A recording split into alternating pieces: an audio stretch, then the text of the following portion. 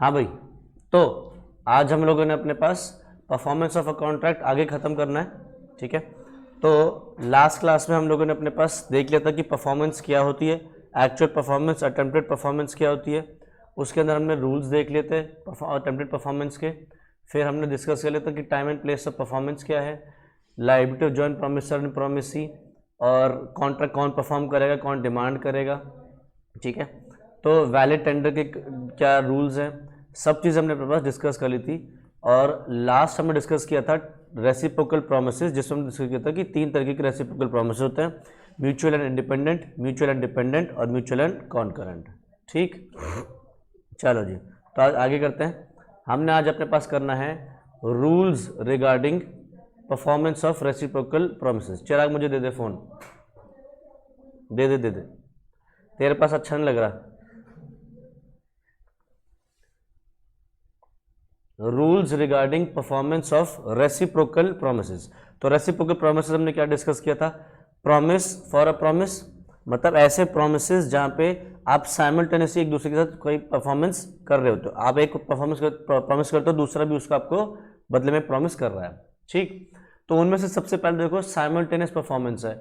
ये तो हम पिछली क्लास में डिस्कस कर चुके थे, जब भी हमने यहाँ डिस्कस किए थे म्यूचुअल एंड कॉन्करेंट पे, कि साइमल्टेनियस परफॉर्मेंस ऐसे प्रोमिसेस होते हैं जहाँ पे एक बंदा अपना प्रॉमिस तभी पूरा करेगा जब दूसरा बंदा भी साथ साथ अपना प्रॉमिस पूरा कर रहा है, ठीक है। तो जैसे कि एग्जांपल कैश सेल्स, ठीक है, हमने लिखा हुआ भी था कि अगर आप कैश में कोई माल बेचते हो तो पहले सामान देते हो और तुरंत तुरंत ही पैसे लेते हो, दोनों काम साथ साथ हो रहे हैं।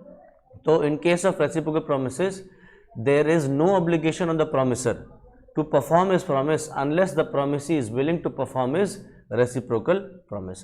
तो दूसरा बंदा अपना प्रॉमिस तब तक पूरा नहीं करेगा जब तक पहला प्रॉमिसर अपनी प्रॉमिसी अपनी पूरा करने के लिए तैयार नहीं होगा, ठीक। अगला क्या है, सीक्वेंशियल परफॉर्मेंस।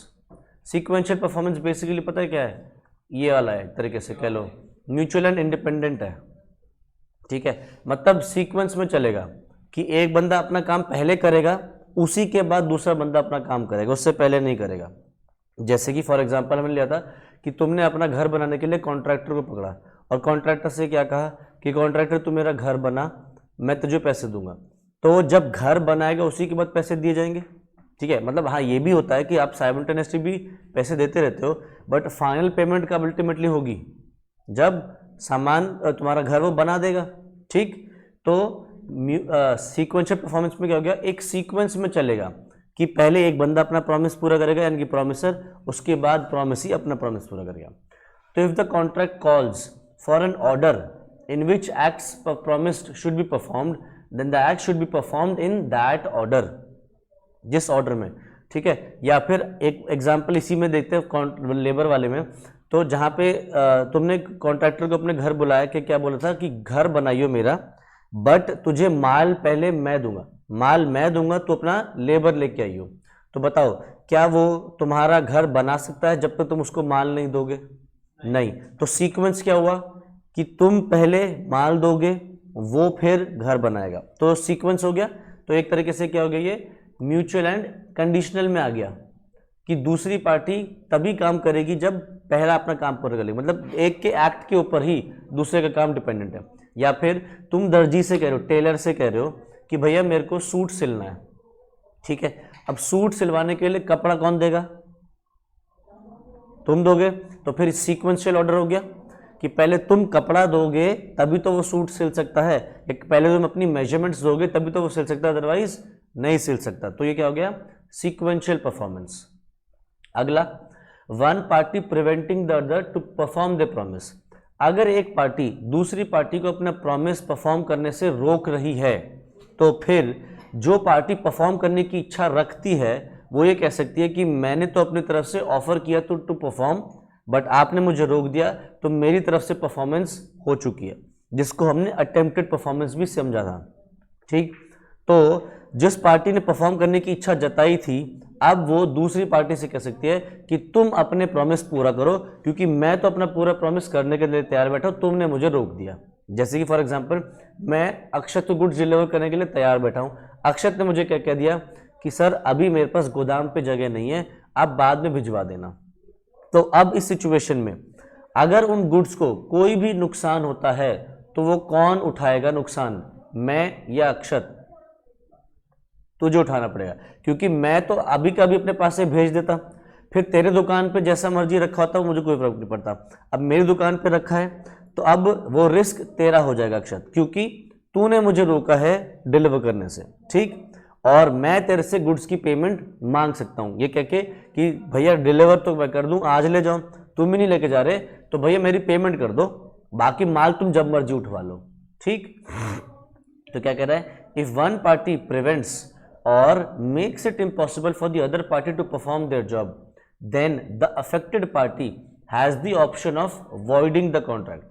तो जो पार्टी कॉन्ट्रैक्ट परफॉर्म करने के लिए तैयार है, दूसरी नहीं करने दे रही उसको परफॉर्म, तो जिस पार्टी ने कॉन्ट्रैक्ट परफॉर्म करने की कोशिश करी वो कॉन्ट्रैक्ट कैंसिल कर सकती है। They also have the option of asking for compensations for the damages, ठीक। आगे क्या कह रहा है, रेसिप्रोकल एंड डिपेंडेंट प्रोमिसेस, ये भी हमने डिस्कस कर लिए थे। रेसिप्रोकल एंड डिपेंडेंट प्रोमिस मतलब जहाँ पे एक बंदे का प्रॉमिस दूसरे के प्रॉमिस के ऊपर डिपेंड करता है, कि भैया जहाँ पे एक बंदा अपना काम पूरा करेगा उसी के बाद दूसरा बंदा अपना काम कर सकता है। अक्षय चिराग आगे आ जा, तू आगे आ जा। When the performance of one party's performance is dependent on the performance of the other, then in case the latter fails to perform, he cannot claim performance of the contract. जैसे कि एग्जाम्पल के तौर पे हमने कपड़े सिलने का example लिया था कि भैया हमने दर्जी से क्या कहा था कि तू मेरा कपड़ा सिल के दे दे, सूट सिल के दे दे, तो वो कब सूट सिल के दे पाएगा, जब उसको कपड़ा दिया जाएगा। तो हम उससे उसकी परफॉर्मेंस तब तक डिमांड नहीं कर पाएंगे जब तक हम अपने एंड से उसको कपड़ा नहीं दे देते, अपना कॉन्ट्रैक्ट परफॉर्म नहीं कर लेते, correct. He will also be liable to make compensation to the first party in case of any damage suffered. अगर हम उसको कपड़ा ना दें और वो सूट नहीं बना पा रहा तो हुआ क्या, वो और कॉन्ट्रैक्ट नहीं लेगा, जब हमने हमारा सिलने के लिए उससे कॉन्ट्रैक्ट नहीं लिया, कोई और कॉन्ट्रैक्ट नहीं लेगा, उस वजह से उसको अब एक नुकसान हो रहा है। अब अगर तुम उसको लास्ट में कह दो कि भैया मैंने मुझे सूट नहीं सिलवाना, आप किसी और को सिल दो, तो इस सिचुएशन में वो तुमसे कॉम्पेंसेशन ले सकता है, ठीक है। Next, reciprocal promise of legal and illegal acts.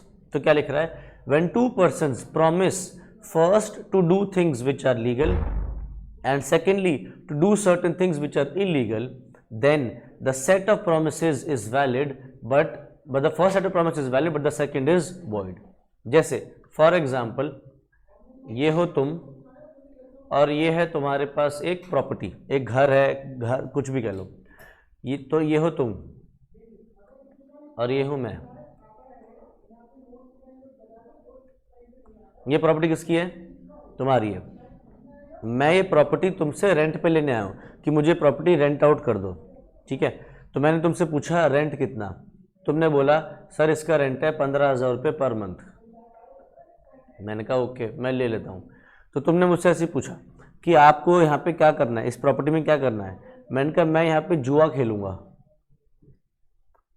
मैंने कहा मैं यहाँ पे जुआ खेलूँगा या मैं यहाँ पे क्रिकेट मैच में सट्टा लगाऊंगा। तो तुम क्या कहते हो कि अगर आपको यहाँ पे सट्टा खेलना है तो मैं रिस्क उठा रहा हूँ।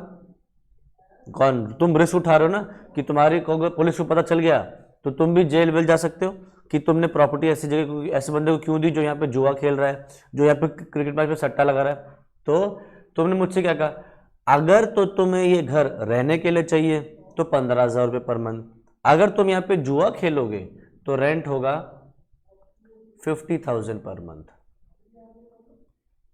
क्योंकि तुम रिस्क ले रहे हो कि भैया अगर पकड़े गए तो फिर तुम भी जा सकते हो जेल। तो इस सिचुएशन में पहला कॉन्ट्रैक्ट जो हमारे बीच में हुआ है वो क्या है कि अगर रहने के लिए यूज करूंगा तो 15,000 रुपये और अगर जुआ खेलने के लिए यूज करूंगा तो 50,000 रुपये। तो यहाँ पे जो कॉन्ट्रैक्ट रेंट वाला था, रहने वाला, वो वैलिड रहेगा और जो जुआ खेलना है क्रिकेट में सट्टा लगाने के लिए जो किया था वो वॉइड माना जाएगा, ठीक है। तो यही चीज़ वो कह रहा है कि अगर आपने कॉन्ट्रैक्ट में ऐसी जो कोई चीज़ करी जिसमें एक चीज़ लीगल है और दूसरी इलीगल है, तो जो लीगल पार्ट है वो तो वैलिड रहेगा बट जो इलीगल पार्ट है वो वॉइड हो जाएगा, ठीक है। आगे time as the essence of contract. ठीक है, तो देखो कुछ कुछ कॉन्ट्रैक्ट्स ऐसे होते हैं जिनके अंदर टाइम सबसे ज्यादा जरूरी होता है। Time is the most important thing in a contract. जैसे कि फॉर एग्जांपल किसी की शादी है और उसकी शादी की तारीख है मान लो 14 फरवरी, ठीक है, वैलेंटाइंस डे पे वो शादी कर रहे हैं। अब फोटोग्राफर को बोला कि भैया तू 14 फरवरी को इस समय पे इस जगह पे पहुंच जाना फोटोज खींचने। ठीक है, बोलाया कब है? 14 फरवरी, लेट अस सपोज 6 बजे एक बैंक्वेट हॉल में। अब हुआ क्या, फोटोग्राफर 14 फरवरी को नहीं आया, 15 फरवरी को आया और कह रहा है आज मेरे से फोटोज खिंचवा लो। कल मैं 14 फरवरी थोड़ा सा बिजी था, मेरा खुद का भी वैलेंटाइंस था, तो मैं अपनी वैलेंटाइन के साथ बाहर था, तो समझो तुम भी मेरी बात, आज खिंचवा लो मुझसे फोटो। बताओ क्या वो कपल फोटो खिंचवाएगा 15 फरवरी को? नहीं। क्यों है? शादी तो 14 तारीख को हो चुकी, अब क्या खाली बैंक्वेट हॉल की चाटी हुई प्लेटों की फोटो खींचने जाएगा? तो फिर यहाँ पे क्या हुआ, टाइम सबसे ज्यादा जरूरी हो गया, मोस्ट एसेंशियल एलिमेंट। तो हमने देखना है ऐसे कॉन्ट्रैक्ट्स जिनमें टाइम सबसे ज्यादा जरूरी होता है। जैसे एक और एग्जांपल के तौर पे शेयर्स। जब आप शेयर्स खरीदते बेचते हो तो उसमें शेयर्स के लिए टाइम बहुत इंपॉर्टेंट होता है। साइलेंट कर दे इसको। शेयर्स खरीदते वक्त टाइम सबसे ज्यादा जरूरत है, क्योंकि देखो शेयर्स की जो प्राइसेस होती हैं वो सेकंड में ऊपर नीचे होती हैं। कभी अगर तुमने देखा हो मार्केट, शेयर मार्केट, तो पल भर में ऊपर पल भर में नीचे ऐसे घूमते रहती है शेयर्स। तो जो एक ट्रेडर है, शेयर्स खरीदने वाला बंदा जिसको बोलते हैं, उसके लिए टाइम सबसे ज्यादा जरूरी होता है। तो इस सिचुएशन में वो क्या कह सकता है, time is the most important thing for me. ठीक है, तो एक ये हो गया। फिर जैसे तुम अगर हमारे पास पढ़ने आए, तुम क्या कह रहे हो कि सर हमें पढ़ना है May 23 एग्जाम्स के लिए, May 23 एग्जाम्स के लिए हमें पढ़ना है, और मैं तुम्हें धीरे धीरे पढ़ा रहा हूँ, ज़्यादा तेज से नहीं पढ़ा रहा, स्पीड में नहीं पढ़ा रहा, और सिलेबस तुम्हारा टाइम से कंप्लीट नहीं हो पाया, और तुम अब November 23 के लिए कह रहे हो मैं पढ़ रहा हूँ मेरे पास। तो बताओ तुम्हारे लिए टाइम मोस्ट इंपॉर्टेंट था या नहीं था? क्योंकि तुम आए थे मई या जून एग्जाम के लिए पढ़ाई करने, और मैं तुमसे क्या कह रहा हूँ कब तैयार कैसे करवा रहा हूँ मैं, नवंबर या दिसंबर अटेम्प्ट के लिए। तो यहाँ पे तुम्हारे लिए भी क्या है, time is the most important thing in a contract. अब ध्यान रखना, कॉन्ट्रैक्ट्स ऐसे भी होते हैं जहाँ पे कॉन्ट्रैक्ट में टाइम मेंशन्ड होता है बट टाइम जरूरी नहीं होता। तो आपको कॉन्ट्रैक्ट का नेचर देखना पड़ेगा, कॉन्ट्रैक्ट का नेचर देखना पड़ेगा, पार्टीज के बीच में कैसा अग्रीमेंट है वो देखना पड़ेगा, पार्टीज ने किस तरीके से डिसाइड किया है, उन चीज़ों को नज़र डालते हुए सोचना है कि कॉन्ट्रैक्ट में टाइम मोस्ट इंपॉर्टेंट थिंग है या नहीं। ठीक है, तो देखो जैसे फॉर एग्जाम्पल ये हो तुम, और तुम सड़क पे चलते हुए जा रहे थे, ठीक है, और तुम्हें सड़क पे दिखा कि एक आदमी का बेचारे का एक्सीडेंट हो गया है, इस आदमी का एक्सीडेंट हो गया है, ठीक है, और इसके सर से खून बह रहा है, उसके सर खून हो रखा है, उसका सर खून से बह रहा है। तो तुम क्या उसको ऐसे देखते रहोगे? क्या करोगे? एम्बुलेंस लेके बुलाओगे या फिर हॉस्पिटल लेके खुद जाओगे। ठीक है, तो लेट अस सपोज तुम इसको हॉस्पिटल लेके जा रहे हो, अच्छे आदमी हो तुम, इंसान हो अच्छे या नहीं, या उसको मरता छोड़ दोगे वहीं कि तू अपना आप चला जा भाई, मेरे को तो अभी क्लास के लिए जाना है, या तू चला जा, मैं ना तेरी दुआ कर लूँगा, तेरे लिए दुआ कर लूँगा, बाकी और कुछ नहीं कर सकता मैं तेरे लिए, नहीं ना। तो तुम जा रहे हो उसके साथ हॉस्पिटल, ठीक है, तो ये रहा हॉस्पिटल, ठीक है। अब हॉस्पिटल पहुंच के डॉक्टर तुमसे कह रहा है कि ये तो एक्सीडेंट का केस है, इसमें पुलिस केस बनेगा, तो पहले पुलिस रिपोर्ट लिखेगी, पुलिस कार्रवाई करेगी, उसी के बाद मैं इलाज करूंगा। ये बात डॉक्टर कह रहा है तुमसे। बताओ, इस बंदे का खून बह रहा है, डॉक्टर कह रहा है कि पहले पुलिस रिपोर्ट फाइल करेगी, उसी के बाद मैं इलाज करूंगा। क्या यहाँ पे time essence of the contract है या नहीं है? क्या यहाँ पे इलाज करना इमीडिएटली इंपॉर्टेंट है या नहीं है? ना। तो यहाँ पे क्या हुआ, time is the essence of the contract. आप तो कॉन्ट्रैक्ट को देखना पड़ेगा। हर कॉन्ट्रैक्ट में जरूरी नहीं कि टाइम एसेंस का कॉन्ट्रैक्ट हो, बट आपको कॉन्ट्रैक्ट को देख के रीड करना पड़ेगा। ठीक, अच्छा जी, ये हो तुम, ठीक है, और तुम बनवा रहे हो अपने लिए एक घर, ground floor, first floor, second floor, ठीक है, और ये रहा कॉन्ट्रैक्टर। तुमने कॉन्ट्रैक्टर से क्या बोला कि मुझे घर बनवाना है। उसने पूछा कितने मंजिला, तो तुमने बोला 2 मंजिला, मतलब सेकंड फ्लोर तक बनवाना है, जिसको 2 मंजिल बोलते हैं, मतलब सेकंड फ्लोर तक होता है वो, ठीक है। ग्राउंड फ्लोर को कोई फ्लोर नहीं बोला जाता एक तरीके से। अच्छा, तो उसने पूछा ओके, फिर तुमने बोला कि सुन, मुझे घर चाहिए एकदम अर्थक्वेक प्रूफ, क्योंकि हम दिल्ली नोएडा के एरिया में रहते हैं, तो यहाँ पे तुम्हें पता होना चाहिए कि हम लेवल 3 लेवल 4 एरिया में रहते हैं। पता तुम्हें अर्थक्वेक्स के जोन्स होते हैं, ठीक है, level 1, level 2, level 3, level 4, level 5। तो हम लेवल 4 या 5 में कहीं आते हैं, कि मतलब हमारा जो एरिया है, दिल्ली नोएडा वाला जो एरिया है, ये बहुत ही अर्थक्वेक प्रूफ, अर्थक्वेक वो है, ये प्रोन जोन है। हम अगर पहाड़ों पे अर्थक्वेक आता है तो तुम्हें पता चलता होगा कि यहाँ तक भी अर्थक्वेक आता है। जैसे नेपाल में अर्थक्वेक आया था, क्योंकि नेपाल में भी बहुत पहाड़ है, तो याद करो बीच में भी कुछ साल पहले नेपाल में अर्थक्वेक आया था, नेपाल में बहुत तबाही हुई थी, तो भूकंप यहाँ तक आया था, ठीक है। पाकिस्तान में भी एक बार भूकंप आया था, तो उसके झटके भी यहाँ तक आए थे, ठीक है। तो हम अर्थक्वेक प्रोन एरिया में, तो तुमने क्या बोला कि भाई मुझे ऐसा घर चाहिए जो अर्थक्वेक को झेल जाए। इंडिया में, मतलब हमारे जो दिल्ली नोएडा वाले एरिया में, यहाँ पे 8 या 9 रिक्टर स्केल तक का अर्थक्वेक आ सकता है, ये हालत है, 8 या 9 रिक्टर स्केल। तो तू चाहता है आ जाए, डंगर आया तो है नहीं अभी तक। तो एक काम कर, तू चला जाए यहाँ से, नहीं तो तू तो ले आएगा किसी दिन। तू, मुझे लग रहा है पूजा में किसी दिन यही ना मांग ले कि भगवान एक बार फील करवा दे, नालायक।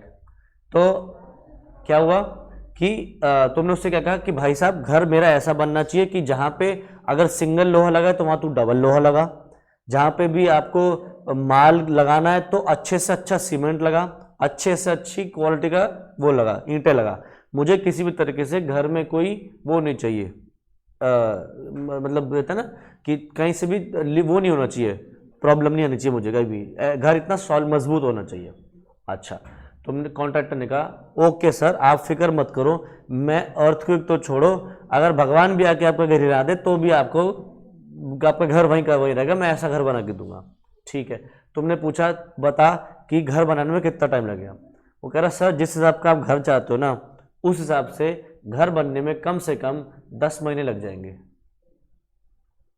ठीक है, तो तुमने कहा ठीक है, तू 10 महीने मुझे घर बना के दे दे, और बस ध्यान रखियो मेरी बातों का। ठीक है, अब कॉन्ट्रैक्ट में लिख दिया गया कि 10 महीने का कॉन्ट्रैक्ट है। 10 महीने जब पूरे हो गए तो तुम्हारे पास ग्राउंड फ्लोर और फर्स्ट फ्लोर तो रेडी था, बट सेकंड फ्लोर अभी तक नहीं बना था। ठीक है, तो यहां पे तुम क्या कॉन्ट्रैक्टर के साथ जो कॉन्ट्रैक्ट किया है, इस कॉन्ट्रैक्ट को कैंसिल कर सकते हो? बोलो। 10 महीने का कॉन्ट्रैक्ट था, 10 महीने में ग्राउंड फ्लोर और फर्स्ट फ्लोर बनके तैयार हो गया, सेकंड फ्लोर बनके तैयार नहीं हुआ क्योंकि उसने 10 महीने में कंप्लीट नहीं किया। तो तुम क्या उससे कॉन्ट्रैक्ट कैंसिल कर सकते हो? अब कर सकते हो? जी नहीं। करेंगे क्यों नहीं? तुम कॉन्ट्रैक्ट कैंसिल नहीं कर सकते। क्यों? तुम कहोगे कि सर देखो कॉन्ट्रैक्ट में 10 महीने लिखे थे, 10 महीने उसने घर नहीं बना के दिया, तो भाई कॉन्ट्रैक्ट कैंसिल करो क्योंकि कॉन्ट्रैक्ट में टाइम लिखा है। बट कॉन्ट्रैक्ट में टाइम लिखने से जरूरी नहीं होता कि टाइम आपके लिए एसेंस ऑफ द कॉन्ट्रैक्ट बन जाए। एसेंस का मतलब होता है मोस्ट इंपॉर्टेंट थिंग। तुम्हारे लिए इस घर में सबसे ज्यादा जरूरी क्या था? अर्थक्वेक प्रूफ हो, घर का क्वालिटी इतना अच्छा हो कि कुछ भी हो जाए घर आपका मजबूती से खड़ा रहे। तो तुमने टाइम लिखवा के भी अपने कॉन्ट्रैक्ट में एसेंस किसको बनवाया? अर्थक्वेक रेजिस्टेंट हो, अर्थक्वेक प्रूफ हो तुम्हारा घर। तो यहाँ पे तुम 10 महीने में उसको तुम्हें दूसरे घर नहीं मिला तो तुम कॉन्ट्रैक्ट कैंसिल नहीं कर सकते। तुम कॉन्ट्रैक्टर से कॉम्पेंसेशन ले सकते हो। कैसा कॉम्पेंसेशन? जैसे मान लो अब 10 महीने तक उसने लेबर लगाई, तो तुमने 10 महीने लेबर को पैसे पे किए होंगे। ठीक, अब उसके बाद यहाँ पे जब ये बनेगा तो लेबर का चार्ज हो सकता है 10 महीने के बाद बढ़ जाए, लेबर का चार्जेस हो सकता है बढ़ जाए, तो तुम्हें बढ़े हुए चार्जेस पे करने पड़ सकते हैं, तो तुम उसे क्या कह सकते हो कि वो कॉम्पनसेशन तुम मुझे दे। ठीक है, तो यहाँ पे तुम्हारे लिए कॉन्ट्रैक्ट में एसेंस ऑफ द कॉन्ट्रैक्ट क्या था, अर्थक्वेक रेजिस्टेंट। टाइम मेंशन होने के बाद भी टाइम यहाँ पे एसेंस नहीं है। ठीक, अच्छा अगर तुम मुझसे कहते हो कि भाई तू मेरा घर बना दे जल्दी से जल्दी, ठीक है, तो उसने बोला जल्दी बन जाएगा आपका घर, 10 महीने के अंदर अंदर बन जाएगा। ठीक है, और तुमने उसको बोला कि देख मुझे घर जल्दी से जल्दी बना के दे दियो, क्योंकि मैं अभी रहता हूँ एक किराए के मकान में, तो मुझे किराए का मकान छोड़ना है कुछ टाइम में, तो मुझे जल्दी से जल्दी चाहिए घर। ठीक, अब कॉन्ट्रैक्टर ने क्या किया, 10 महीने में तुम्हारा ग्राउंड फ्लोर और फर्स्ट फ्लोर तो बना दिया, सेकंड फ्लोर नहीं बनाया। बताओ क्या तुम कॉन्ट्रैक्ट कैंसिल कर सकते हो? कर सकते हो। यहाँ पे तुम्हारे लिए टाइम क्या है, most important element in the contract, क्योंकि तुमने उसको क्या बोला, मैं एक किराए घर में रहता हूँ, मुझे वो किराए का घर खाली करना पड़ेगा, तो तुम यहाँ पे अब कह रहे हो कि तुम्हारे लिए सबसे ज़्यादा ज़रूरी है कि घर 10 महीने में कंप्लीट हो जाए, तो यहाँ पे तुम कॉन्ट्रैक्ट कैंसिल कर सकते हो। इसी की बात है सर, मैं क्या नाम रेंट में नहीं रहता सर, और उसका खुद का घर है, फिर भी वो बनवाना चाहता है, फिर भी टाइम से बनवाना चाहता है ना, तो उसने बोल दिया ना मेरे लिए सबसे ज़्यादा ज़रूरी है कि 10 महीने कंप्लीट हो जाए, तो टाइम एसेंस है। नहीं वो जरूरी नहीं बोला 10 महीने में कंप्लीट, तो अगर टाइम एसेंस नहीं है, टाइम लिखवाया है बट टाइम अगर एसेंस नहीं है, तेरे लिए जरूरी नहीं कि 10 महीने में बन जाए, तो फिर अगर 10 महीने में नहीं बनता तो तू कॉन्ट्रैक्ट कैंसिल नहीं कर सकता, तू सिर्फ इससे डैमेजेस ले सकता है, कॉम्पेंसेशन ले सकता है बस। ठीक है, अब इसका मतलब ये नहीं है कि कॉन्ट्रैक्टर 10 महीने में अगर नहीं बना के दे रहा तो कॉन्ट्रैक्टर अपनी मनमर्जी चला रहा है, 12, 15, 16, 18 महीने तक ले रहा है, नहीं। कॉन्ट्रैक्टर को अगर 10 महीने का टाइम दिया गया है और 10 महीने में अगर नहीं बना पाया तो फिर कोशिश करे जल्दी से जल्दी घर बना दे, क्योंकि अगर वो रीजनेबल टाइम में घर नहीं बना के देता, बचा हुआ जो सेकंड फ्लोर है अगर रीजनेबल टाइम में नहीं बना के दे रहा, तब तुम्हें अधिकार मिल जाएगा कि तुम कॉन्ट्रैक्ट कैंसिल कर सकते हो। क्योंकि अगर ऐसा देखा जाए कि कॉन्ट्रैक्टर को ये पता चल गया कि तुम कॉन्ट्रैक्ट कैंसिल कर नहीं सकते, तो वो क्या करेगा, अननेसेसरी डिले करेगा, कहीं किसी का कॉन्ट्रैक्ट पकड़ लेगा, लेबर अपनी कुछ दिन वहां भेज देगा और वहां से बुलाएगा नहीं। तो लॉ क्या कहता है कि कॉन्ट्रैक्टर को अगर ये दिख जाए कि भैया मैं कब कुछ भी कर सकता हूं, तो ये करने का अधिकार उसको नहीं है, रीजनेबल टाइम में घर कंप्लीट करके दे दे और वहां से चला जाए। नहीं तो वो क्या कर सकता है, तुम क्या कर सकते हो उस केस में, फिर कॉन्ट्रैक्ट कैंसिल कर सकते हो 10 महीने के बाद, मतलब जो भी रीजनेबल टाइम है उसके बाद कैंसिल कर सकोगे। ठीक है, चलो तो देखो क्या लिखा है, हर कॉन्ट्रैक्ट में कोई ना कोई चीज़ एसेंस होती है, ज़रूरी चीज़ होती है। जैसे अगर तू कहे कि मैं गाड़ी खरीदने जा रहा हूँ, तो हो सकता है तेरे लिए गाड़ी की एवरेज इंपॉर्टेंट हो, तो तेरे लिए वो गाड़ी की एवरेज एसेंस बन गई। ठीक है, अगर तू कोई कपड़ा खरीदने जा रहा है तो तू चाहता है कि कपड़ा क्वालिटी वाइज अच्छा हो, तो तेरे लिए क्या है, फिर quality of the cloth important हो गई। अगर तू वही कपड़ा दूसरा खरीदने जाए कि भैया मेरे को बस ऐसा चाहिए जो सस्ता और टिकाऊ हो, बस सस्ता हो, तो फिर तेरे लिए प्राइस इंपॉर्टेंट हो गई। तो हर किस कॉन्ट्रैक्ट में कोई ना कोई चीज आपके लिए जरूरी होती है। ठीक है, तो क्या लिख रहा है, the phrase time as the essence of the contract means that performance within the time is most vital condition in a contract with the intention of both the parties is that time is of the essence and that the promisor should perform the promise within a specific time and the promisor fails to do so, then he is liable to pay compensation to the promisee for any loss sustained by him due to the failure। तो अगर time essence था और time में contract नहीं पूरा किया गया तो जो प्रॉमिसर है उसको प्रॉमिसी को कॉम्पेंसेशन देना पड़ेगा।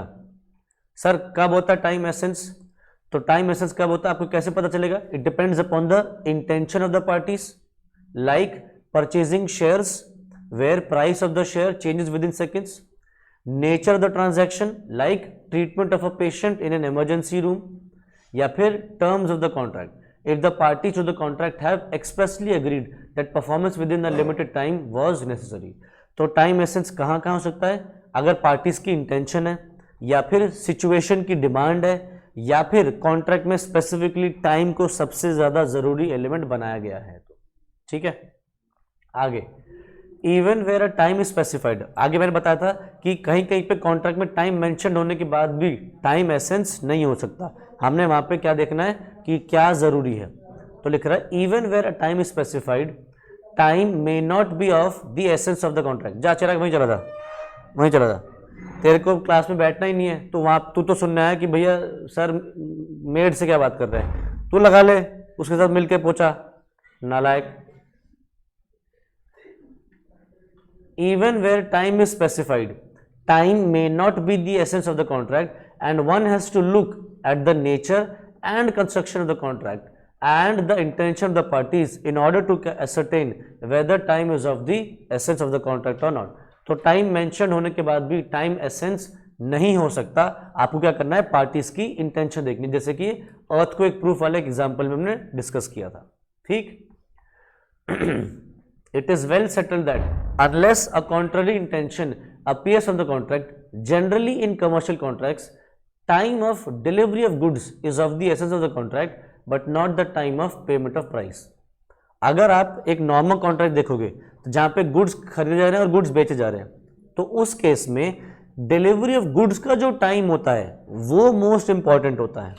पेमेंट ऑफ प्राइस का टाइम इंपॉर्टेंट नहीं होता, अनलेस एंड अनटिल बोल दिया जाए कि भैया पेमेंट भी तभी की जाएगी। जनरल रूल क्या है कि भैया आप सामान पहले डिलीवर करो, delivery of goods is most important, उसका टाइम सबसे ज्यादा जरूरी है। पेमेंट की बात बाद में भी की जा सकती है, ठीक है। बट आप चाहो तो कॉन्ट्रैक्ट में क्या लिख सकते हो कि भैया हम तो जूते दो पैसे लो वाले लोग हैं, ठीक है, जिसका मतलब है कि हम पहले पैसे लेंगे और फिर ही सामान देंगे। तो फिर वो क्या हो गया, जनरल रूल से हट गया। तो आप कॉन्ट्रैक्ट में फिर स्पेसिफिकली लिखोगे कि गुड्स की डिलीवरी तभी होगी जब पेमेंट ऑफ प्राइस होगी। अदरवाइज नॉर्मल रूल क्या है, पहले गुड्स की डिलीवरी हो जाएगी और पेमेंट बाद में होगी, ठीक है।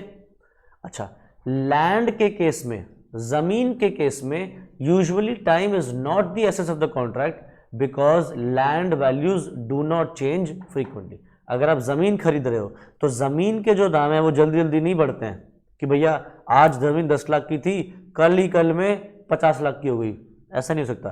तो लैंड के केस में time and essence of the contract नहीं होता, ठीक है। अच्छा जी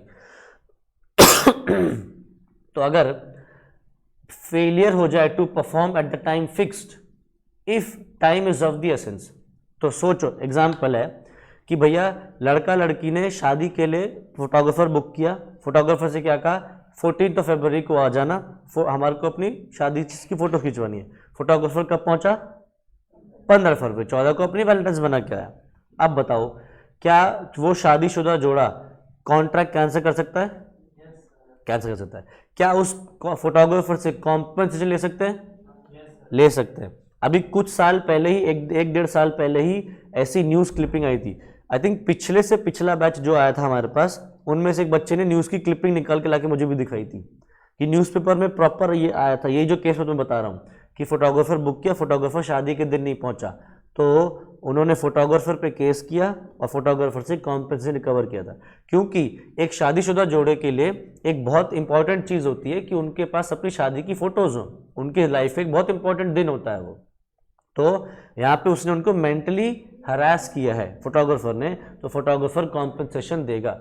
अब सर वो कॉम्पेंसेशन कैसे निकालें कि मेंटल हरासमेंट कितनी हुई, वो हमारा काम नहीं है। कभी ये सोचो कि हम उसके उनके दिमाग में घुस के उनके ब्रेन मैपिंग करेंगे और निकालेंगे कितनी हरासमेंट हुई, कितनी परेशानी हुई, नहीं। वो कोर्ट डिसाइड करेगी या वकील आपस में देख के डिसाइड करेंगे कि किस तरीके से कॉम्पेंसेशन दिया जाएगा, बट उससे कॉम्पेंसेशन आप ले सकते हो, ठीक है। तो अगर टाइम एसेंस है तो आप कॉन्ट्रैक्ट कैंसिल कर सकते हो और कॉम्पेंसेशन ले सकते हो। अच्छा इस वाले में बताओ, जहां पे तुम चाह रहे थे कि घर हो अर्थक्वेक प्रूफ, तो बताओ टाइम तो मेंशन्ड है बट क्या time essence of the contract है? नहीं। तो इस केस में क्या कॉन्ट्रैक्ट कैंसिल कर सकते हो? नहीं। क्या तुम इससे कॉम्पेंसेशन ले सकते हो? ले सकते हो। अच्छा, क्या ये अपनी मर्जी से अब कितना भी टाइम एक्सटेंड कर ले कॉन्ट्रैक्ट को? नहीं। क्या करे? रीजनेबल टाइम में घर कंप्लीट करके दे दे। अगर नहीं करता रीजनेबल टाइम में तो फिर तुम कॉन्ट्रैक्ट कैंसिल कर सकते हो। बढ़िया। तो अगर देखो time is not the essence, अगर टाइम एसेंस नहीं है तो contract does not become voidable, that is the promisee can not rescind the contract but he is entitled to compensation from the promiser for any loss to him by such failure. Promisee will have to accept delayed performance, but the promisor must not delay the performance beyond a reasonable time, otherwise the contract will become voidable at the option of the promisee. अगर वो time से reasonable time में भी complete नहीं करता तब तो मैं अधिकार मिल जाएगा कि तुम कॉन्ट्रैक्ट कैंसिल कर सकते हो। ठीक है, अच्छा जी। अब when contracts need not be performed, कब कॉन्ट्रैक्ट्स परफॉर्म करने की जरूरत नहीं है। ठीक है, बुक में आगे पीछे है, मिल जाएगा, या तो इस यहाँ मैंने थोड़ा सा आगे पीछे कर दिया, या तो यहाँ पे या अगले चैप्टर में कहीं ना कहीं मिल जाएगा तुम्हें, फिक्र मत करो। ठीक है, तो देखो आपको कॉन्ट्रैक्ट कब परफॉर्म नहीं करना है, जब आप क्या करो, पार्टीज अग्री करें to substitute a new contract for it और टू rescind it और टू alter it। देखो एक टर्म होता है नोवेशन, एक वर्ड होता है नोवेशन। ये वर्ड नोवेशन तुम अगले चैप्टर में भी देखोगे, डिस्चार्ज ऑफ अ कॉन्ट्रैक्ट के अंदर। तो नोवेशन में डिस्कस कर लेता हूं क्या है। नोवेशन का मतलब होता है substituting an old contract for a new contract between the same parties or different parties।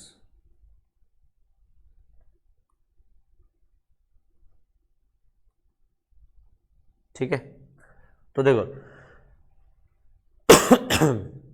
Novation मतलब क्या है, जैसे फॉर एग्जांपल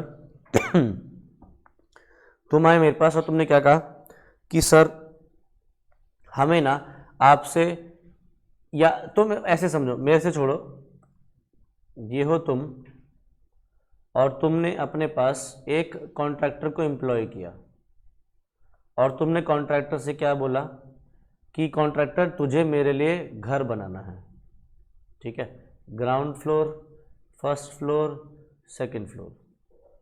ठीक है, अब कॉन्ट्रैक्टर तुमसे क्या कह रहा है, ठीक है जी मैं आपका घर बना दूंगा। ठीक है, 5-6 दिन ही हुए, तुमने कॉन्ट्रैक्टर से क्या बोला, कॉन्ट्रैक्टर तो एक काम कर, मेरा ये घर अभी बाद में बनाइए, अभी रुक जा, अभी मुझे घर नहीं चाहिए, तो एक काम कर, तो पहले मेरा ऑफिस बना दे जिसमें इतने सारे फ्लोर्स हैं। तो क्या हुआ, तुमने घर का कॉन्ट्रैक्ट कैंसिल करवा के क्या करवाया, नया कॉन्ट्रैक्ट करवाया और क्या बोला, ऑफिस बना दे तू मेरा। तो क्या अब उसको घर बनाने की जरूरत है, नहीं। तो यही चीज थी, कब कॉन्ट्रैक्ट परफॉर्म नहीं करना, जब आपने एक ओल्ड कॉन्ट्रैक्ट को सब्स्टिट्यूट करके एक नया कॉन्ट्रैक्ट बनवा लिया। तो इसको बोलते क्या, नोवेशन। ठीक है, नोवेशन। अब क्योंकि देखो इसमें बहुत सारे फ्लोर्स हैं, तो तुम इस कॉन्ट्रैक्टर से क्या कह रहे हो कि भाई देख तू ये तो भी मत बना, बट तू अकेला इतना सारा कहां से बनवाएगा, मैं एक और कॉन्ट्रैक्टर को एम्प्लॉय कर रहा हूं। ठीक है, तो क्या इस कॉन्ट्रैक्टर को घर बनाना है, ना, इस कॉन्ट्रैक्टर को ये बनने का कॉन्ट्रैक्ट मिल गया, बट साथ साथ और क्या हुआ, एक नया कॉन्ट्रैक्टर आ गया, तो इसको भी क्या बोलेंगे हम, नोवेशन।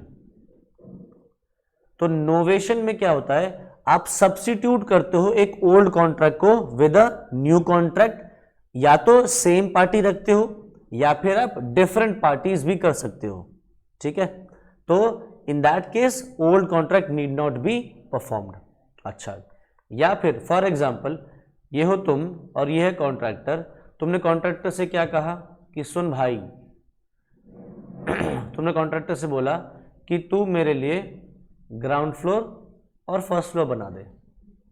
ठीक है, तो उसने बनाना शुरू कर दिया, 2-3 महीने से वो बना रहा है तुम्हारा घर। फिर तुम्हें लगता है कि यार एक काम कर, अभी बना ही रहा है ना, तो तू एक काम कर, सेकंड फ्लोर भी बना ही दियो। ठीक है, सेकंड फ्लोर भी बना ही दियो। ठीक है। तो इस केस में तुमने क्या किया, कॉन्ट्रैक्ट को ऑल्टर किया, कॉन्ट्रैक्ट को ऑल्टर किया, उसमें स्लाइड चेंजेस करे, जहां पे उसको पहले तुमने यही दिया था अब उसको ये भी दे दिया। तो ये वाला जो कॉन्ट्रैक्ट था, पुराना कॉन्ट्रैक्ट सिर्फ इतने का, अब वो क्या हो गया, खत्म हो गया, अब एक नया कॉन्ट्रैक्ट ने एंटर ले लिया। तो इसको क्या बोलते हैं हम, ऑल्टरेशन। तो या तो आप कॉन्ट्रैक्ट को सब्स्टिट्यूट करोगे जिसको क्या बोलेंगे हम, नोवेशन, या आप कॉन्ट्रैक्ट में ऑल्टरेशन करते हो। जैसे फॉर एग्जांपल तुम आए मेरे पास और तुमने क्या कहा कि सर हमें सीए फाउंडेशन की क्लासेस आपसे चाहिए। मैंने कहा ठीक है पढ़ लेना। तुमने बोला सर मई 23 के लिए चाहिए। मैंने कहा कोई बात नहीं, मई 23 के लिए पढ़ लो। फिर तुम क्या कहते हो कि सर कुछ दिन बाद हमें लग रहा है कि पढ़ाई ना थोड़ी मुश्किल है, तो हम आपसे मई 23 नहीं नवंबर 23 के लिए पढ़ना चाह रहे हैं। मतलब हम चाह रहे हैं कॉन्ट्रैक्ट में थोड़ा सा एक्सटेंशन दे दो, 6 महीने और दे दो। तो मैंने क्या किया, ठीक है। तो उसको क्या मैंने थोड़ी बहुत एक्स्ट्रा फीस बताई कि भैया 6 महीने एक्स्ट्रा करोगे तो उसकी एक्स्ट्रा फीस है कुछ। तो मैंने कहा ओके। तो क्या हुआ, कॉन्ट्रैक्ट तो सीए फाउंडेशन पढ़ने गई है, बस टाइम क्या हुआ थोड़ा सा एक्सटेंड हो गया, तो ये क्या हो गया, ऑल्टरेशन। तो क्या अब मुझे मई के लिए तुम्हें तैयार करवाना है, नहीं, तो मुझे अब मई वाला कॉन्ट्रैक्ट परफॉर्म नहीं करना, नवंबर 23 का परफॉर्म करना है। ठीक है। तो या तो आप सब्स्टिट्यूट करते न्यू कॉन्ट्रैक्ट जिसको क्या बोलते हैं हम, नोवेशन, या फिर हम उसको ऑल्टर करते हैं, या फिर अगर पार्टीज ने कैंसिल ही कर दिया कि भैया नहीं परफॉर्मेंस ही नहीं करनी, छोड़ो रहने दो, तो फिर आपको कॉन्ट्रैक्ट परफॉर्म करने की जरूरत नहीं है। ठीक। तो देखो this is called novation. Novation involves change of parties, ये और लिख दिया गलती से, चेंज ऑफ पार्टीज और substitution of old contract with a new contract. ठीक। आगे, प्रोमिसी में वेव और रेमिट परफॉर्मेंस ऑफ प्रॉमिस। तो देखो जैसे एग्जाम्पल के तौर पे ये हो तुम और ये हूं मैं, ठीक है। तो तुम मेरे पास आए कि सर हमें अकाउंट्स पढ़ना है, जैसे अभी तुम लॉ पढ़ना है, अकाउंट्स भी मैं ही लेता हूं, तो तुम आए कि सर हमें अकाउंट्स पढ़ना है आपसे। मैंने कहा चलो ठीक है, सीए फाउंडेशन अकाउंट्स पढ़ना है। अब मैंने सीए फाउंडेशन को तुम्हारे को अकाउंट्स पढ़ा दिया। अब अकाउंट्स में तुमने अगर देखा तो स्टार्टिंग के चैप्टर्स बड़े बेसिक से होते हैं।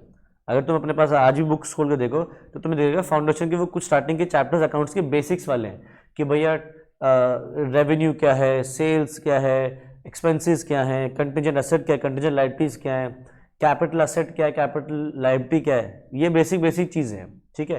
तो अगर मैं तुमसे कहता हूं कि क्या तुम्हें ये सब पता, क्या तुम्हें सेल पता है, तुम्हें पता है सेल क्या होती है, तुम्हें पता है एसेट क्या होता है, तुम्हें पता है एक्सपेंस क्या होता है, तुम्हें पता है ओनर प्रोप्राइटर कौन होता है, ठीक है, तुम्हें पता है लायबिलिटी क्या है, तो तुम्हें पता है कॉस्ट कॉन्सेप्ट क्या कहता है, कॉस्ट कॉन्सेप्ट पता है ना, ठीक, या बिजनेस एंटिटी कॉन्सेप्ट क्या कहता है। तो अगर मैं कह रहा हूं कि तुम्हें लेट अस सपोज जो स्टार्टिंग वाले चैप्टर्स हैं वो तुम्हें पता है, आते हैं, और मैं तुमसे कह रहा हूं कि वो स्टार्टिंग वाले चैप्टर्स भी कवर करेंगे हम, तुम क्या कहते हो, सर स्टार्टिंग वाले चैप्टर्स छोड़ दो, हम अपना आप पढ़ लेंगे, हमें आता है, हम बस एक रीडिंग मारेंगे और हमें सारा याद आ जाएगा कि हमें क्या करना है, हमें पता है। आप स्टार्टिंग वाले चैप्टर्स छोड़ दो, आप जो मेन चैप्टर्स है जो एग्जाम में ज्यादा पूछे जाते हैं आप वो पढ़ा दो। तो क्या हुआ फिर, मेरा कॉन्ट्रैक्ट था पूरा अकाउंट्स पढ़ने का, तुमने क्या बोल दिया कि सर वो स्टार्टिंग के चैप्टर्स छोड़ दो, तो तुमने मुझे अपनी लायबिलिटी परफॉर्म करने से वेव कर दिया, मुझे वेवर दे दिया कि सर ये मत करो, या क्या किया, डिस्पेंस कर दिया मुझे कि सर आप इतना छोड़ दो, ये हम खुद ही पढ़ लेंगे। तो फिर मुझे अब वो टॉपिक्स पढ़ाने की जरूरत नहीं है क्योंकि तुमने खुद जान दिया। या एग्जाम्पल के तौर पे यही वाला एग्जाम्पल लेते हैं कि तुम मुझे मैं फीस दोगे, मैं तुम्हें पढ़ाऊंगा, ठीक है। तो तुम लेट अस सपोज फीस थी 10,000 रुपीज, ठीक है, और तुम आए मेरे पास कि सर फीस ले लो। मैंने कहा अच्छा, तो तुम लाए मेरे पास 9,900, ठीक है। तुमने क्या कहा कि सर 100 रुपीज़ ना अभी मेरे खर्च हो गए, मैं ऑटो से आया, ऑटो से जाऊंगा, तो इसलिए मेरे को 100 रुपये उसमें खर्च हो जाएंगे, मैं आपको 100 रुपये बचे हुए ला के दे दूंगा बाद में। तो मैंने क्या कहा, अरे कोई बात नहीं, 100 रुपये जान दो, कोई नहीं, तुम आए इतना आके दे के गए, मेरे लिए उतना ही काफ़ी है, 100 रुपये मैं तुम्हें माफ़ कर रहा हूँ। तो क्या अब तुम्हें 100 रुपये देने की ज़रूरत है, नहीं, तो तुम्हारी वो जो लायबिलिटी है 100 रुपये की, उतना कॉन्ट्रैक्ट परफॉर्म करने की जरूरत नहीं है क्योंकि मैंने वेव कर दिया या तुम्हें डिस्पेंस कर दिया उस लायबिलिटी से, ठीक है। तो प्रोमिसी में वेव और remit performance of the promise, तो फिर आप उसको परफॉर्मेंस को काउंटर करने की जरूरत नहीं, क्योंकि अगर आप उसको डिस्पेंस कर दो तो लाइफ टाइम आपकी खत्म हो जाएगी। Next, when a person at whose option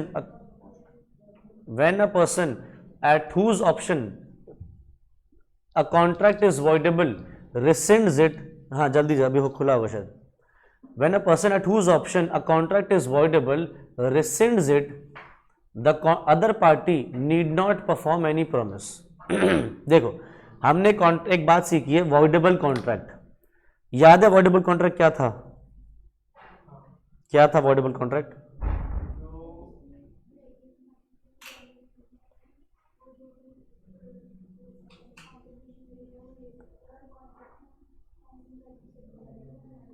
बिल्कुल, जो अग्रीड पार्टी होती है उस अग्रीड पार्टी के पास ऑप्शन होता है कि वो कॉन्ट्रैक्ट कैंसिल कर सकता है और कॉम्पेंसेशन ले सकता है। तो अगर अग्रीड पार्टी ने कॉन्ट्रैक्ट कैंसिल कर दिया तो क्या दूसरी पार्टी को अब कॉन्ट्रैक्ट परफॉर्म करने की जरूरत है? नहीं, वही चीज लिखी है यहाँ पे।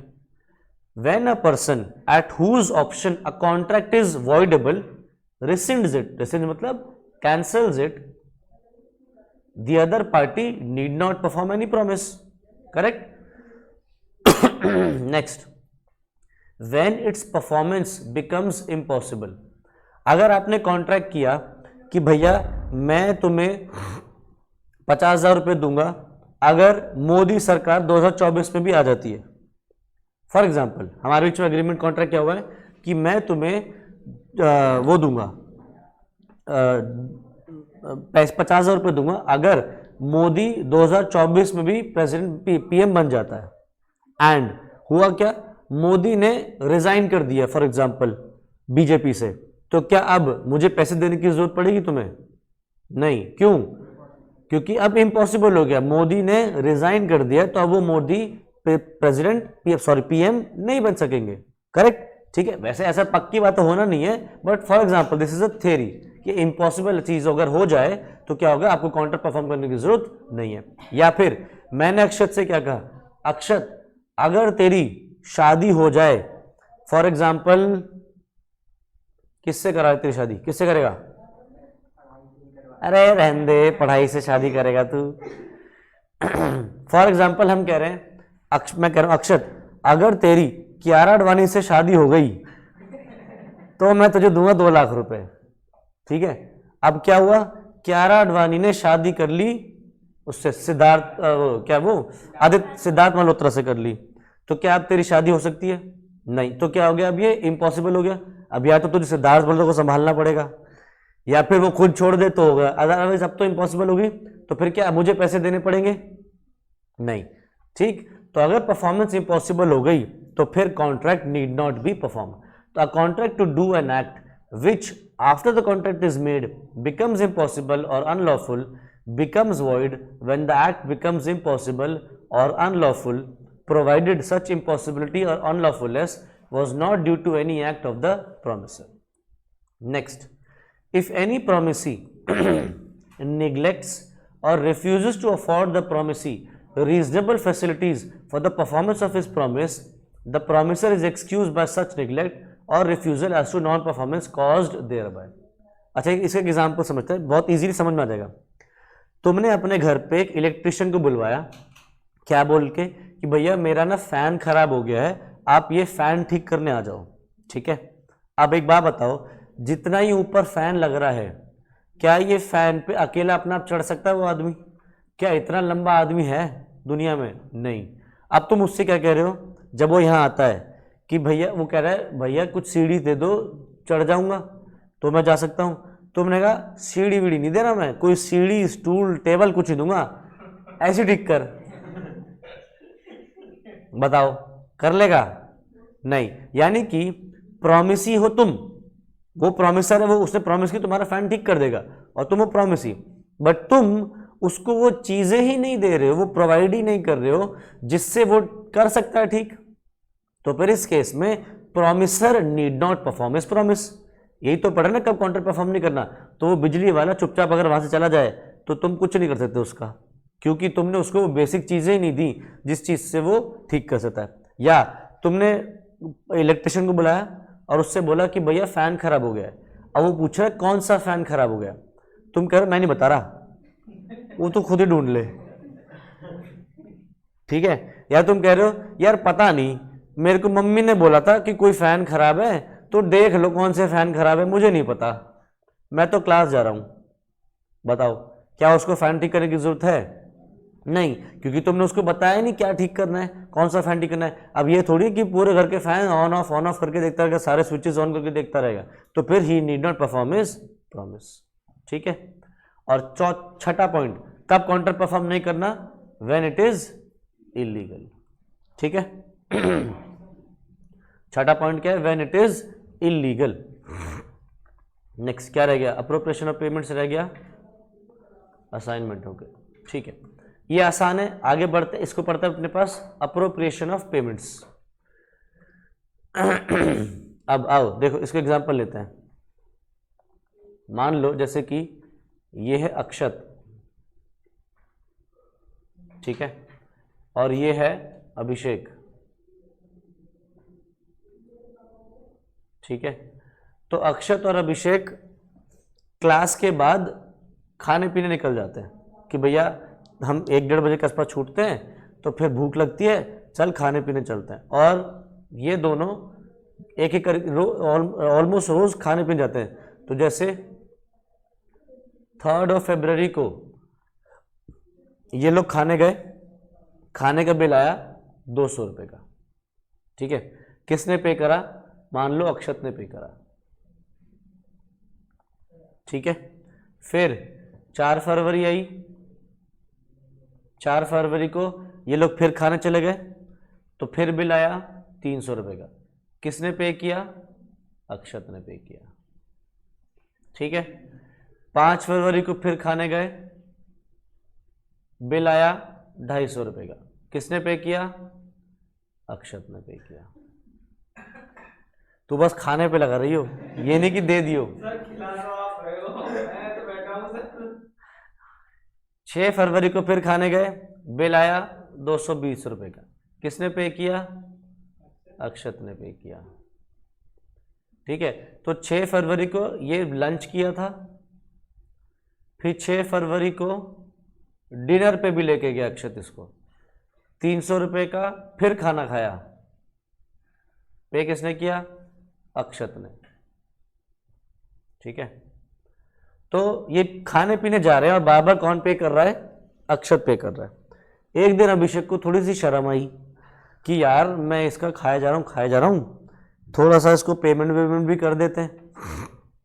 तो अभिषेक ने अपनी जेब से निकाले 500 रुपये और बोला कि भाई वो जो मैं खा रहा हूँ उसमें पैसे मेरे ही बनते देने, तो ले मेरी तरफ से 500 रुपये, ठीक है। तो ऐसे समझो, मान लो कि ये सारा हिस्सा अभिषेक का है, मतलब बिल आया था डबल, खाने का बिल था 400, 600, 500, 440, 600। अक्षत अभिषेक के बिहाफ पे इतने इतने पे करता जा रहा था, ठीक है।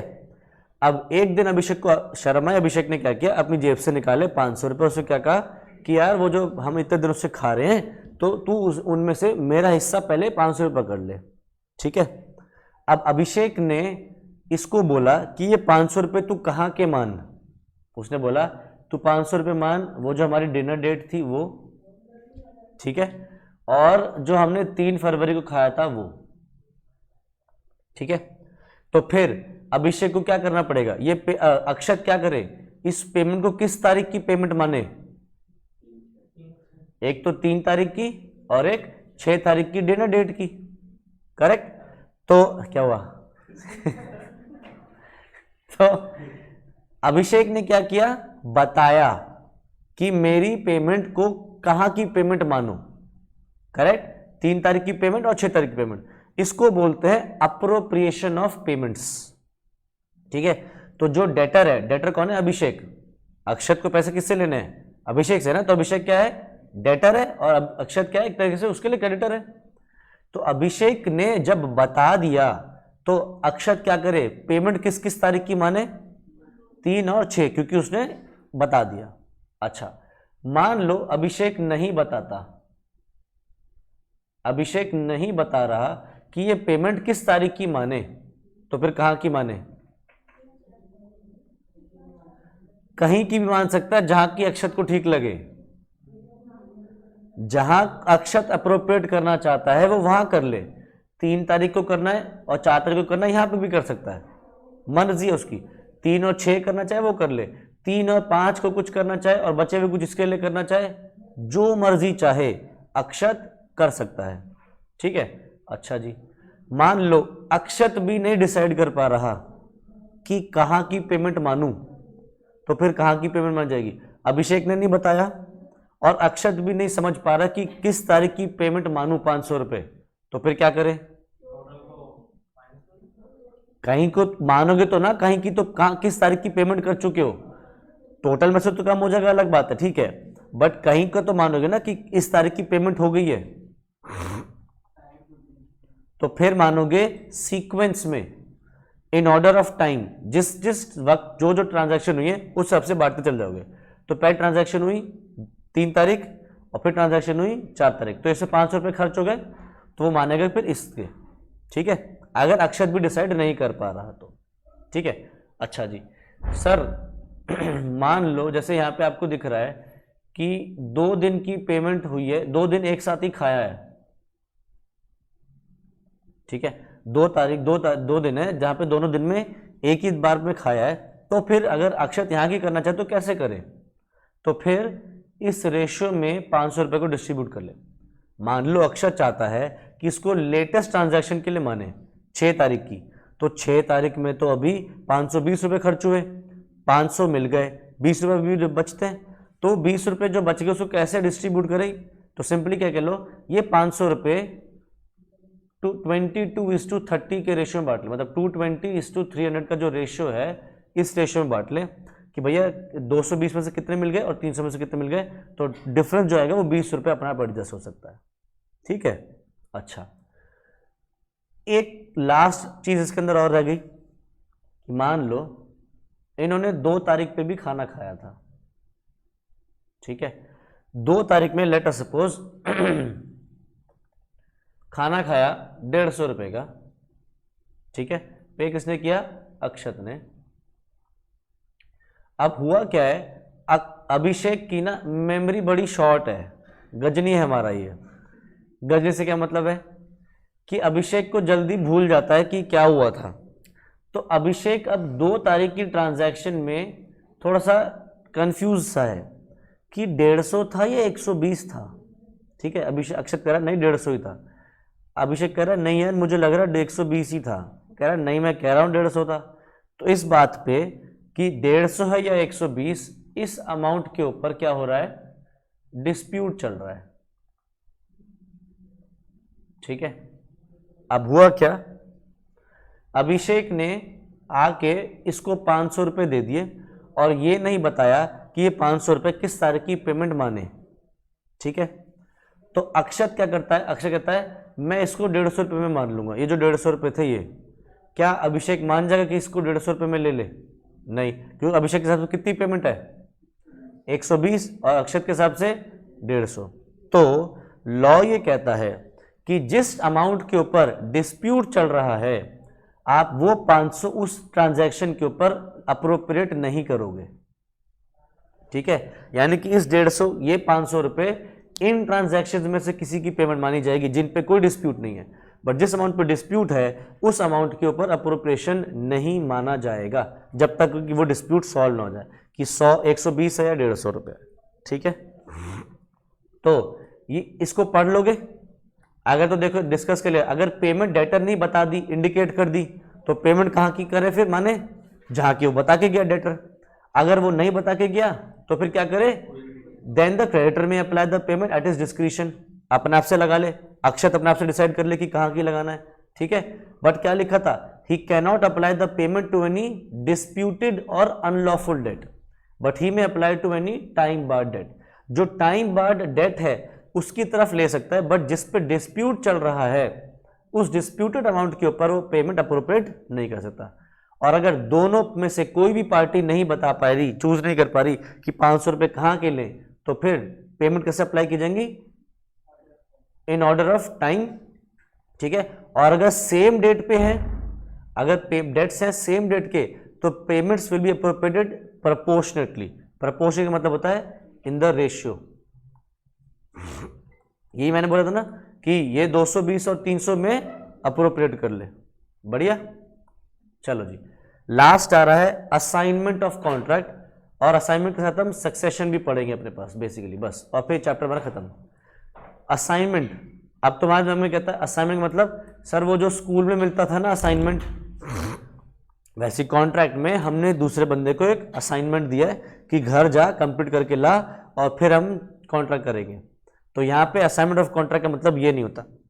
असाइनमेंट ऑफ कॉन्ट्रैक्ट का मतलब होता है कि आपने अपने कॉन्ट्रैक्ट में, आपके पास अगर कोई बेनिफिट, कोई राइट, कोई एडवांटेज या कोई प्रॉफिट था, आप वो बेनिफिट, राइट, एडवांटेज या प्रॉफिट ट्रांसफर कर रहे हो किसी और को, ठीक है।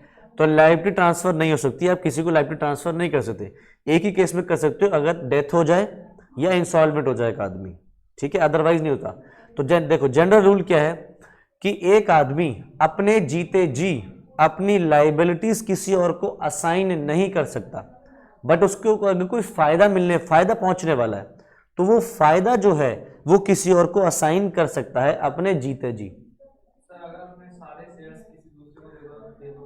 तो असाइनमेंट कर सकते हो। आपके शेयर्स पे जो बेनिफिट आ रहा है वो आप असाइन करो, शेयर्स पे जो डिविडेंड मिल रहा है नहीं।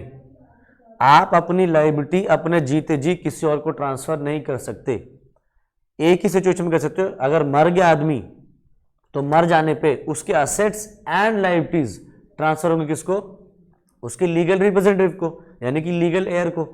या फिर अगर एक आदमी मरा नहीं है बट इंसॉल्वेंट हो गया, तो इंसॉल्वेंट आदमी के असेट्स एंड लायबिलिटीज ट्रांसफर हो जाते हैं किसको, लिक्विडेटर को, या ऑफिशियल रिसीवर भी बोलते हैं उसको, या ऑफिशियल असाइनी बोलते हैं, उसको ट्रांसफर हो जाते हैं। अदरवाइज आप अपने राइट, बेनिफिट, एडवांटेज या प्रॉफिट को ट्रांसफर कर सकते हो, अपनी लायबिलिटीज, ऑब्लिगेशंस, ड्यूटीज को ट्रांसफर नहीं कर सकते, ठीक है। इसको बोलते हैं असाइनमेंट। तो assignment means transfer. Rights and liabilities of a party to a contract can be assigned under certain circumstances. Assignment में अकर है, हाँ, तो सर्टेन सर्कमस्टेंसेस वही है ना, डेथ या इंसॉल्वेंसी, ठीक है, तो वो सर्टेन सर्कमस्टेंसेस है। तो असाइनमेंट कैसे हो सकता है, या तो आपके जीते जी by act of the parties अपने आप से करके गए, या बाय ऑपरेशन ऑफ लॉ। तो assignment by act of parties. तो बताओ, एक आदमी के पास एक स्किल है, जैसे मेरे पास एक स्किल है कि मैं पढ़ा सकता हूं, क्या मैं अपना ये जो एडवांटेज है, जो मुझे एक बेनिफिट मिला है, क्या मैं ये तुम्हें दे सकता हूं, बोलो, नहीं। तो अगर मेरे पास एक पर्सनल स्किल है, वो पर्सनल स्किल आप किसी और को नहीं दे सकते, ठीक है, जो आपके अंदर है, बट कोई और बाहरी तौर पर आपको बेनिफिट, एडवांटेज, प्रॉफिट या राइट मिल रहा है, वो आप दे सकते हो, ठीक है। तो कॉन्ट्रैक्ट्स इन्वॉल्विंग पर्सनल स्किल और एबिलिटी और other personal qualifications can not be assigned, ठीक है। A promisor can not assign his liabilities और obligations under the contract. The rights and benefits under a contract may be assigned if the obligation is not of a personal nature. An actionable claim can always be assigned, but the assignment to be complete and effectual must be effected by an instrument in writing. Notice of such assignment must also be given to the debtor. देखो ये क्या कहना चाह रहा है, जैसे for example ये हो तुम, और तुम्हें चाहिए बैंक से लोन, तो तुम गए एसबीआई के पास, ये रहा एसबीआई, और एसबीआई से क्या कह रहे हो कि मुझे एक लोन चाहिए 5 लाख रुपए का, ठीक है। तो एसबीआई तुम्हें लोन देने के लिए तैयार है। एसबीआई तुमसे क्या कह रहा है कि बदले में सिक्योरिटी में क्या दोगे, तुमने कहा सिक्योरिटी में देने के लिए तो कुछ नहीं है, तो बैंक लोन देगा, तुम्हारे को जगह सिक्योरिटी में देने के लिए बैंक लोन नहीं देगा, ठीक है। तो तुम क्या कहते हो, तुम्हारे पास एक LIC की पॉलिसी है, ठीक है, जिसके तहत LIC तुम्हें पे करेगी कितना, 8 लाख रुपए। मतलब आज इसकी सरेंडर वैल्यू है 8 लाख। सरेंडर वैल्यू का मतलब क्या होता है, अगर अभी के अभी राइट नाउ तुम अगर पॉलिसी तोड़ दो तो तुम्हें कितने पैसे मिलेंगे, उसको बोलते हैं सरेंडर वैल्यू, ठीक है, तो अभी के अभी अगर पॉलिसी तोड़ दो तो कितने मिलेंगे? 8 लाख।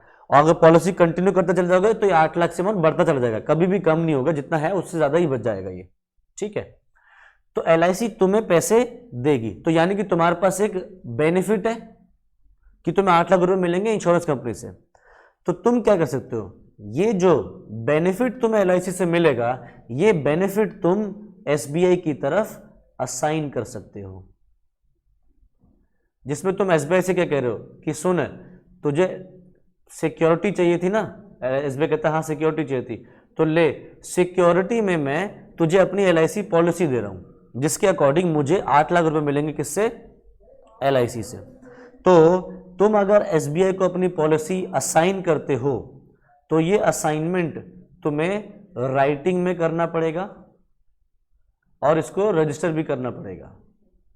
ठीक है, एट द सेम टाइम तुम्हें LIC को खबर भी पहुंचानी होगी, LIC को इन्फॉर्म करना होगा कि सुन मेरे भाई, अगर मैं लोन नहीं चुका पाया और SBI तेरे पास आके पैसे मांगता है तो SBI को पैसे दे दियो।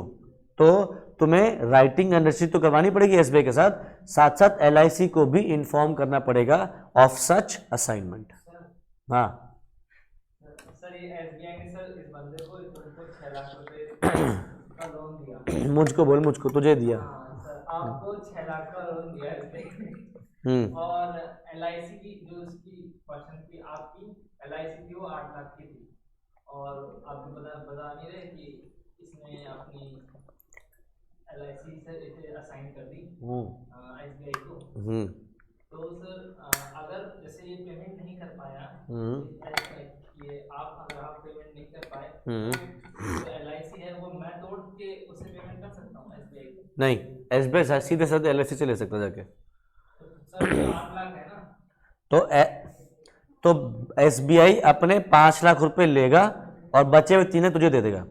ये नहीं होगा कि SBI पूरा 8 लाख रुपए रख लेगा, वो सिर्फ उतना ले सकता है जितना उसके पास जितना उसका पेमेंट नहीं हुआ, बच्चा वो पैसे वो तुझे देगा, अपने पास नहीं रख सकता। ठीक है, अच्छा अब एक बात बताओ, अभी तुम लोन की रीपेमेंट टाइम टू टाइम कर रहे हो, ठीक है, तो क्या SBI पॉलिसी तोड़ेगा? नहीं तोड़ेगा। अच्छा, अब तुम ये पॉलिसी चलती रहने दोगी फिर, यानी कि क्योंकि तुम्हें लग रहा है कि भैया मैं लोन भी रीपे करता रहूंगा, मुझे LIC पॉलिसी तोड़नी नहीं पड़ेगी। ठीक है, तो इस पॉलिसी का प्रीमियम कौन पे करेगा, तुम या SBI? अब पॉलिसी SBI की तरफ असाइन हो चुकी है, प्रीमियम कौन पे करेगा, तुम या SBI? तुम ही करोगे, क्योंकि पॉलिसी तुम्हारी है। तुम क्या दे सकते हो, सिर्फ कोई सरेंडर वैल्यू, कोई बेनिफिट, कोई एडवांटेज, कोई राइट है, क्या लायबिलिटी दे सकते हो? तो इसकी जो लायबिलिटी है प्रीपेमेंट की, किसकी है?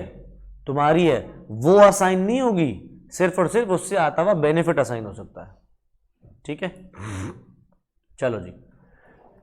अच्छा, assignment bye operation of law, तो लॉ भी कहीं कहीं पे असाइनमेंट करता है, कहां पे? डेथ पे और इंसॉल्वेंसी पे। ये तो मैंने डिस्कस कर लिया था कि लॉ जो है आपको क्या कहता है, अगर एक इंसान की डेथ हुई तो उसके जो असेट्स एंड लायबिलिटीज दोनों किसको जाएंगे? LR को जाएंगे। और इंसॉल्वेंसी में किसको जाएंगे? ऑफिशियल रिसीवर या ऑफिशियल असाइनी या लिक्विडेटर के पास जाएंगे। ठीक है, चलो अब लास्ट पढ़ लेते हैं, distinction between succession and assignment. तो सक्सेशन बेसिकली क्या होता है? ये डेथ सक्सेशन सिर्फ डेथ होती है। तो डेथ के बाद क्या होता है? असेट्स एंड लायबिलिटीज किसको ट्रांसफर होता है? लीगल रिप्रेजेंटेटिव को। उस लीगल रिप्रेजेंटेटिव को सक्सेसर भी बोलते हैं। सक्सेसर मतलब जो उसकी अगली जनरेशन है, जो आगे वाली पीढ़ी है। तो देखो सक्सेशन में क्या है, आप क्या करते हो? ट्रांसफर होते हो क्या? Rights and liabilities. पर इसके अंदर क्या ट्रांसफर होंगी? Only and only rights transfer होंगे। ये सक्सेशन कब होगा? जब इंसान की डेथ होगी। असाइनमेंट कब होगा? जब वो जिंदा रहेगा, life time of a person. Succession एक इनवॉलंटरी एक्ट है। इनवॉलंटरी एक्ट मतलब अपनी इच्छा से नहीं होता है, ऑटोमेटिकली हो जाता है। पर असाइनमेंट आप अपनी इच्छा से करते हो, तो assignment is voluntary, succession is involuntary. ठीक है,